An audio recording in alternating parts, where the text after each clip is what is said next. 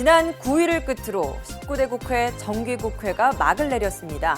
임시국회가 진행 중이지만 여야는 이미 총선에 집중하는 모습인데요. 19대 국회 4년은 말 그대로 다사다난했습니다.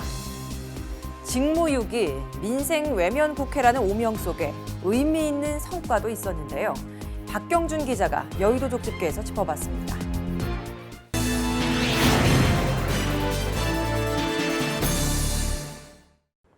지난해 2월 여야 의원들은 국회 앞에 모였습니다.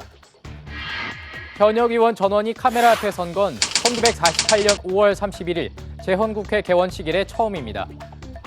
하나, 둘, 셋!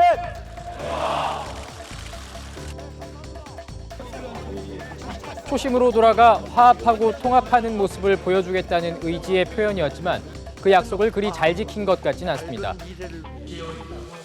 물론 공도 있었지만 분열과 이념 대립 속에 잘 드러나지 않는 게 사실입니다.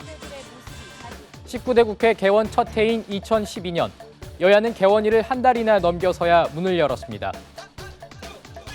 당시 논란이 된 민간인 불법 사찰 관련 국정조사를 실시할지를 두고 여야가 실랑이를 벌이며 원구성이 늦어진 탓입니다. 시작부터 순조롭지 않았던 19대 국회는 연말까지 진통을 거듭했습니다. 새해 예산안이 국회 본회의 문턱을 넘은 건 다음 해 1월 1일 아침 6시.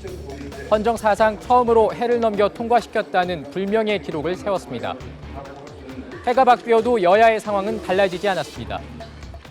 지각 출발한 정기국회는 고작 34건의 법률안을 처리하는 데 그쳤고 새해 예산안 역시 해가 바뀐 뒤에야 처리됐습니다. 19대 국회 3년차부터 적용된 국회 선진화법으로 18대 국회에서 자행됐던 전기톱과 해머, 최루탄이 등장하는 몸싸움이 사라졌다는 데는 긍정적인 평가가 나옵니다. 해를 넘기는 일이 반복됐던 예산안 처리 시기도 한 달 가까이 앞당겨졌습니다. 그러나 이면엔 그늘도 있었습니다. 여야의 합의 없이는 법안을 처리할 수 없기에 여당은 야당이 발목을 잡는다며 늘 불만을 토로했고 19대 국회가 끝나기 전에 국회 선진화법 개정에 동참해 줄 것을 야당에 강력히 제안합니다. 야당은 합의가 안 돼도 예산안이 자동 부의되는 조항 때문에 심사권을 박탈당했다고 목소리를 높였습니다. 그 법안을 연계하면서 어찌 보면 여당 정부가 이미 짜놓은 예산을 그냥 추진해보겠다라고 하는 또 협박성 말도 좀 나돌고 있습니다. 결국 타협과 협상이 생명인 선진화법을 여야 모두가 개정하자고 주장하는 건 19대 국회가 그 취지를 살리지 못했다는 얘기에 다름없습니다. 실제 그 결과는 법안 처리 건수에서 고스란히 드러났습니다.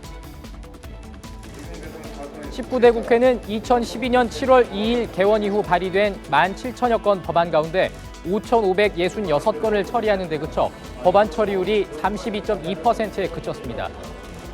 직전 18대 국회 법안 처리율 44.8%, 17대 국회 50.2%를 훨씬 밑도는 수준입니다.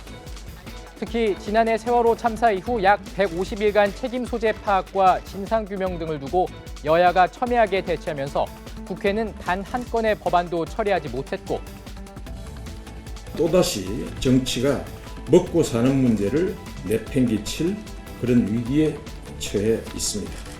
정치는 국민과 민생을 위해 존재해야만 합니다. 특별법 제정 없이 대기업의 규제를 풀어 경제만 살리자는 것은 제2, 제3의 세월호 참사를 낳는 새로운 적폐들을 쌓아 올리는 것입니다. 이후 성완종 리스트 파문, 역사 교과서 국정화 논란 등이 정치권을 뜨겁게 달구면서 법안 처리는 뒷전으로 밀렸습니다. 네, 고맙습니다. 지난 9일 정기국회 마지막 날 91초마다 의사봉을 두드리며 법안 처리 속도전을 폈지만 여야가 합의 처리를 약속한 쟁점 법안은 아직까지 처리되지 못하고 있습니다. 정의화 국회의장이 지금이라도 여야가 머리를 맞대지 않으면 19대 국회는 존재 가치가 없었던 최악의 국회라는 평가를 받을 것이라는 혹평을 내놓기에 충분합니다. 돌이켜보면 19대 국회는 제가 그토록 원했던 정쟁의 정치 구도를 끊어내지 못했습니다. 이를 해소하기 위해 지역 패권주의와 양당 대립을 심화시키는 선거제도의 개편과 같은 근원적인 정치 개혁을 호소했습니다만은 이루어지지 못했습니다. 법안 처리 성적은 바닥이었지만 의원 수는 늘었습니다. 19대 국회 개원 첫 해 선거구 획정을 논의하면서 여야는 세종시가 신설됨에 따라 의석수를 한석 늘렸습니다. 이는 역대 어느 국회보다 많은 숫자로 가장 적었던 6, 7대 국회와 비교하면 2배 가까이 늘었습니다. 최근 선거구 획정안을 논의하는 과정에서 야당을 중심으로 의석을 늘리자는 얘기가 나오기도 했지만 부정적인 여론을 의식해 여야는 일단 증원 카드는 접었습니다. 늘어난 의원 수에 비해 할 일은 제대로 못했다는 평가가 나오지만 의미 있는 성과도 있었습니다.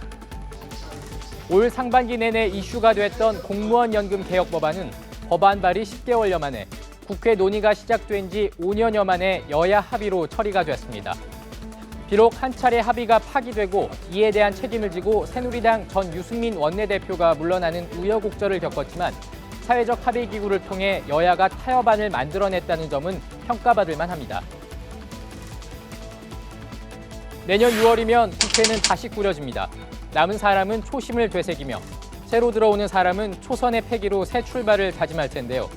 이번만큼은 그 다짐이 4년 내내 이어져 여야가 정쟁이 아니라 선의의 경쟁을 펼치는 장이 되기를 기대해봅니다.